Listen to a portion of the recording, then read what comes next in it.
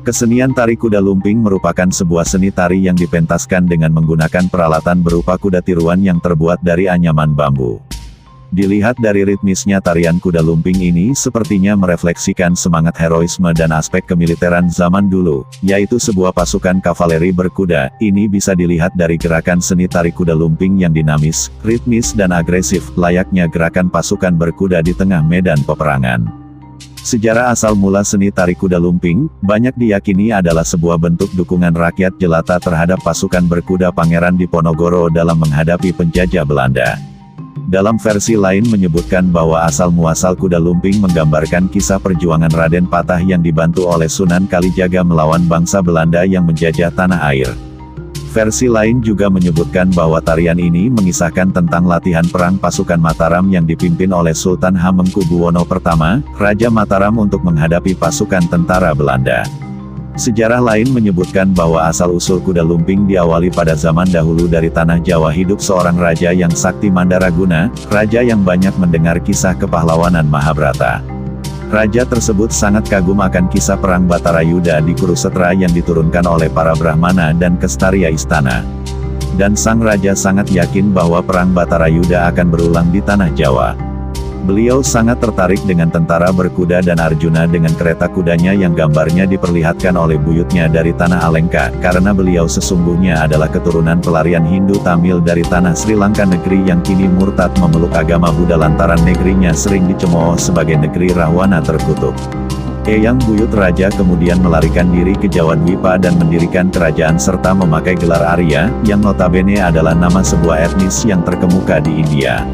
Akan tetapi perkataannya sebagai suku Arya bertolak belakang dengan warna kulit suku Arya, beliau mengajarkan kasta tanpa warna sampai kepada cucu yang kini memegang kekuasaan dan terus memimpikannya pasukan berkuda.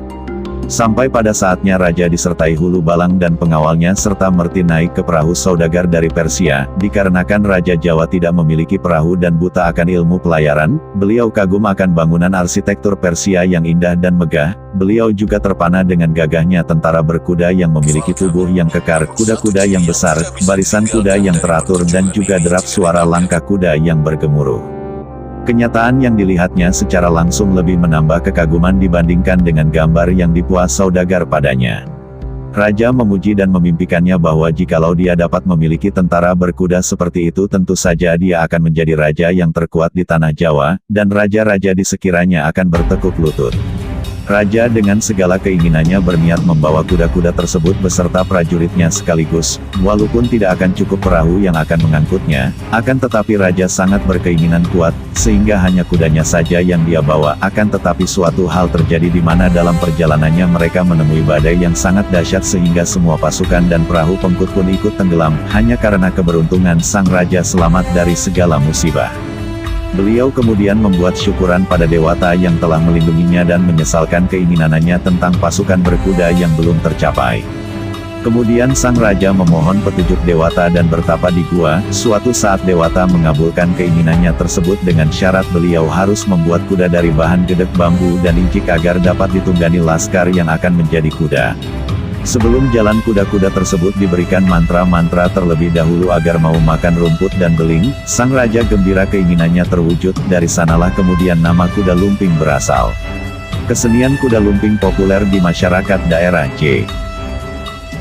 Jawa Tengah mempunyai beragam seni tradisi yang hingga saat ini masih dipelihara dan dilestarikan oleh masyarakat. Bahkan di sejumlah wilayah seni dimodifikasi dengan mengadopsi elemen-elemen modern pada desain atau pola geraknya.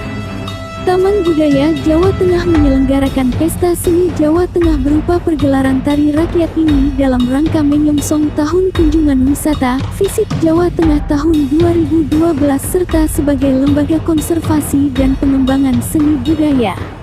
Kemeriahan pagelaran ini didukung oleh beberapa komunitas tari rakyat. Dari masing-masing perwakilan daerah menyajikan karya tari rakyat unggulan sebagai identitas daerah, diantaranya berasal dari Kabupaten Kudus, Temanggung, Boyolali, Demak, Kota Semarang, Klaten, Purbalingga, Pekalongan, Purworejo, Wonogiri, Wonosobo, dan Purwodadi. Selama 2 hari, 28–30 Mei tahun 2012 Taman Budaya Surakarta Jalan Sutami Solo tak ubahnya bagai taman bunga semerbak indahnya warna kostum para penari dengan semangat menampilkan tarian dari daerah masing-masing. Misalnya tarian dari Kabupaten Kudus dengan nama tari kretek dari Sanggar Purwosari yang menceritakan tarian tersebut merupakan tarian kebanggaan masyarakat Kudus. Tarian ini melambangkan kota Kudus sebagai kota kretek yang berarti pusat produksi rokok kretek baik tradisional dengan tangan maupun modern dengan mesin. Bentuk tarian diwujudkan dengan gerak tari yang indah, dinamis, dan menarik. Tarian ini menggambarkan seluruh proses produksi rokok kretek nasional. Berbalut busana khas masyarakat Kudus yang juga biasa dikenakan saat menerima tamu-tamu kehormatan. Tak kalah indahnya Kabupaten Temanggung menyuguhkan tari boyong menoreh diperankan oleh paguyuban seni kuda lumping Turonggo Bekso. Tarian ini mengisahkan Adipati Sumodilaga seorang bupati menoreh yang berkedudukan di Parakan gugur dalam perang Diponegoro. Sebagai penggantinya diangkatlah Raden Aryo Jongonegoro pada tahun 1826. Ibu kota menoreh Parakan telah porak-poranda karena perang, maka pada hari Anggoro Kasih Bupati Raden Tumenggung Aryo Jongonegoro memindahkan, memboyong Kadipaten Menoreh ke Temanggung dengan harapan mendapatkan ketentraman dan kesejahteraan kehidupan masyarakat Temanggung di masa mendatang. Pagelaran ini diharapkan bisa memacu aktivitas dan kreativitas bagi para pekerja seni tradisi dan sekaligus sebagai penghargaan atas kesetiaannya dalam berkiprah dalam dunia seni tari tradisi yang mempunyai tantangan berat ketika kemajuan zaman mengancam segala sesuatu yang berbau tradisi.